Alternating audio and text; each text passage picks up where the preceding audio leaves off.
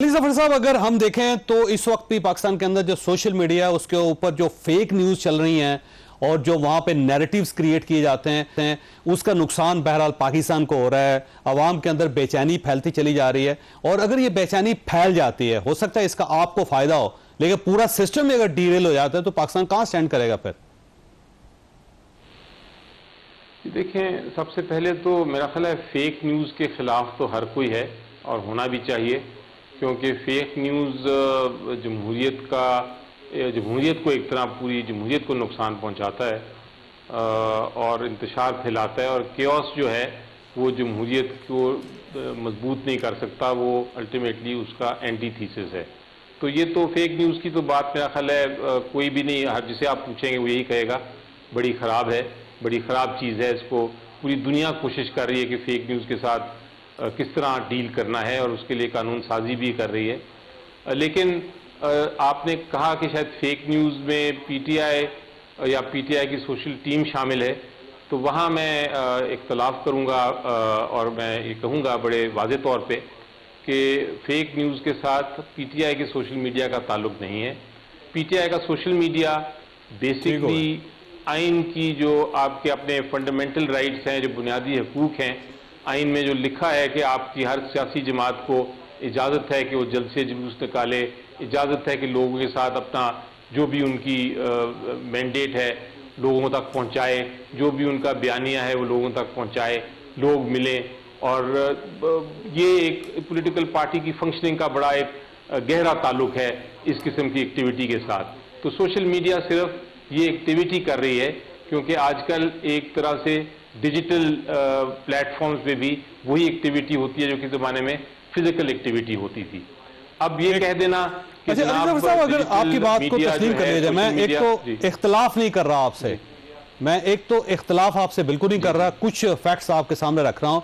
9 मई के जो वाकयात हैं उसके पीछे सोशल मीडिया था, वहाँ पे ये खबरें फैला दी गई कि फौज ने इतने लोगों को गोली मार दी और वहाँ पे ये हो रहा है, ये हो रहा है, लोग बाहर आते चले गए और उसके बाद वो फसाद फैलता चला गया।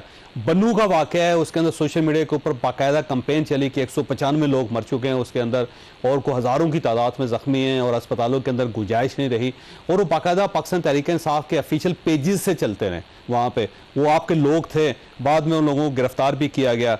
फिर पाकिस्तान तहरीक इंसाफ का अपना जो पेज है उसके ऊपर गद्दार कौन के नाम से पूरा एक बयानिया क्रिएट किया जा रहा है। तो ऐसी बहुत सारी चीजें हैं जिसके अंदर एविडेंस हैं, तो मेरा ख्याल है आपको भी अपनी जो चारपाई है उसके नीचे डांग फेरनी चाहिए। देखिए, सोशल मीडिया का आपने जिक्र किया, सोशल मीडिया क्यों होता है, सोशल मीडिया आपने कहा कि क्यों लोगों को भड़का रहा है कि बाहर निकलें। भड़काने की बात नहीं है, सोशल मीडिया बिल्कुल हमारा आइन हक देता है कि आप बाहर निकलें और बाहर प्रोटेस्ट करें। प्रोटेस्ट का एक आइनी हक है, उसको तहफ़्फ़ुज़ दिया गया है और उसको पुरअमन, ऑफ कोर्स पुरअमन होना चाहिए। कोई नहीं ये कह सकता कि आप जाके तोड़ फोड़ करें, लेकिन पुरअमन एहतजाज करने के लिए रुकावट अगर कोई डालता है तो फिर वो गैर आइनी हरकत कर रहा है। नॉट सोशल मीडिया पीटीआई का नहीं, बल्कि जिसको उस सोशल मीडिया के किरदार को रोकने की कोशिश कर रहे हैं वो। हाँ, अगर सोशल मीडिया किसी का भी, किसी पॉलिटिकल पार्टी का इंतशार फैलाता है, टेररिज्म की तरफ जाता है, जमहूरियत के खिलाफ बात करता है, तो उसकी बिल्कुल इजाज़त नहीं है आइन में। और हमारे कानून मौजूद हैं, वो कहते हैं कि अगर ऐसा कोई बात है तो आप कानून के ज़रिए उनके खिलाफ केस फाइल करें, उनको प्रोसिक्यूट करें। वो उसको उसमें कोई एक वकील की हैसियत से तो मुझे कोई इशू नहीं है। हाँ, ये नहीं आप कर सकते कि आप फेक केसेस बना दें, ये नहीं कर सकते कि आप मनमानी बात करके तो लोगों को अंदर बिठा दें। जिस तरह मसलन हमारे जो सेक्रेटरी हैं इंफॉर्मेशन, रऊफ साहब, मैं उनको बड़ी अच्छी तरह जानता हूँ, मुझे पता है वो किसी किस्म के इस टेररिज्म में या फेक न्यूज़ फैलाने में वो मुलविस नहीं है। वो तो एक इंफॉर्मेशन सेक्रेटरी, एक्सपोज पर्सन है एक पॉलिटिकल पार्टी के, एक सियासी जमात के। उनके खिलाफ ऐसे केस FIR बना दिया है कि जिस तरह वो बहुत बड़े कोई टेररिस्ट हैं दुनिया के और उनका कोई इंडिया के साथ कनेक्शन है कि पता नहीं कहाँ से कनेक्शन है। तो इस किस्म के फेक केसेस बनाना भी मेरी नज़र में आइन के भी खिलाफ है, जमहूरियत के भी खिलाफ है, और यही चीज़ बांग्लादेश में हो रही थी। और बांग्लादेश में उसका रिएक्शन देख लें आप क्या हुआ था। खुदा न खास्ता रिएक्शन पाकिस्तान में भी ऐसा ना हो। राणा साहब, वैसे दो चीज़ें, एक तो इंतशारी टोला एक सियासी जमात को कहा जाता है पूरी गवर्नमेंट की तरफ से, दूसरा ये है कि आप ये कहते हैं कि डिजिटल दहशतगर्द हैं या टेररिस्ट हैं, तीसरा ये है कि अगर फेक न्यूज़ पूरी है तो ये जो फेक केसेस बन रहे हैं, जैसे कि रऊफ हसन साहब के खिलाफ बन गया है कि वो इंडिया के साथ मिले हुए हैं, दहशतगर्द हैं वो, तो ये ज्यादती नहीं है? और आपका क्या ख्याल है, क्या यह इंसानी बुनियादी हकूक जो है उसकी खिलाफ वर्जी नहीं है?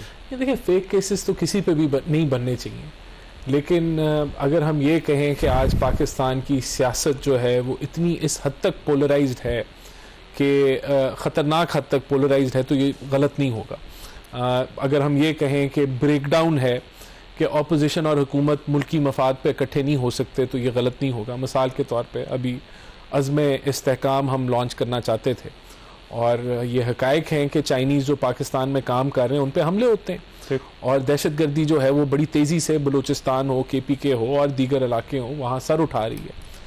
तो ये मुल्की मफाद में है कि हम दहशतगर्दी को जो है वो काबू करें, लेकिन इस पर भी अगर प्रोपेगेंडा हो जाए, क्योंकि देखें हमारी जो इस मुल्क की जो फॉल्ट लाइंस हैं वो बहुत सारी हैं, बहुत सारे हमारे ऐसे इश्यूज़ हैं जो अभी भी, जहाँ रिट का इशू है, मैं एक छोटी सी मिसाल देता हूँ कि अब 2024 है लेकिन हम बिजली के बिल इकट्ठे नहीं कर सकते, 600 अरब की चोरी है।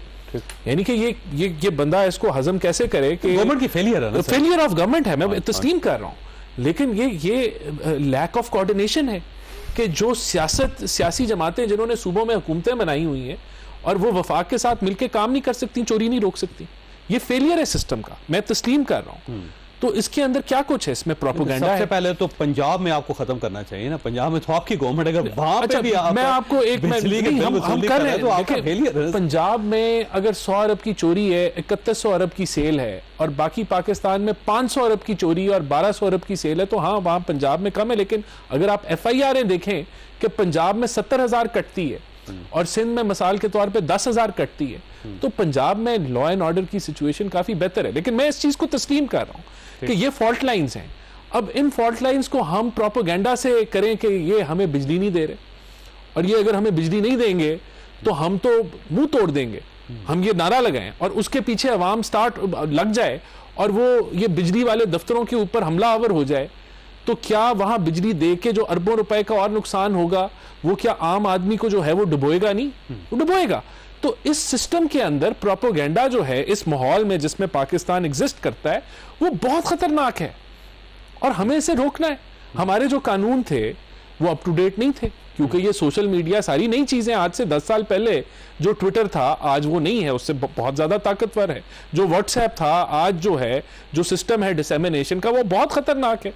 तो इसके अंदर अगर आप ये जलती पे तेल डालें तो बखूबी डाल सकते हैं। तो हमें इसको रोकना है, और ये जमातें अगर इसको एज ए टूल इस्तेमाल करना शुरू कर दें और वो कहें कि जी हमारी खवातीन के साथ ये ज्यादती हो रही है और पता नहीं किस किस्म की ज्यादती हो रही है, और पूरे पाकिस्तान में ये फैल जाए कि ज्यादती हो रही है, तो क्या आप जलती पे तेल नहीं फेंक रहे, आप फेंक रहे हैं। अगर आप कहें कि बन्नू के वाकये में जो है वो 200 बंदा जो है वो फौज ने मार दिया है और ये खबर फैल जाए, आम हो जाए, तो क्या आप जलती पे तेल नहीं फेंक रहे? तो इस चीज की स्पेस नहीं है। अगर हम करते हैं तो हमें टांग दें, अगर आप करते हैं तो आप टंगे जाएंगे। ये इतनी सी बात है। देखें, इस मुल्क को मैंने कहा, शुरू में कहा कि हमारे पास दो ऑप्शन है कि इसको जोड़ें, इधर यहाँ ये जो हालात हैं, या फिर इसको तोड़ें।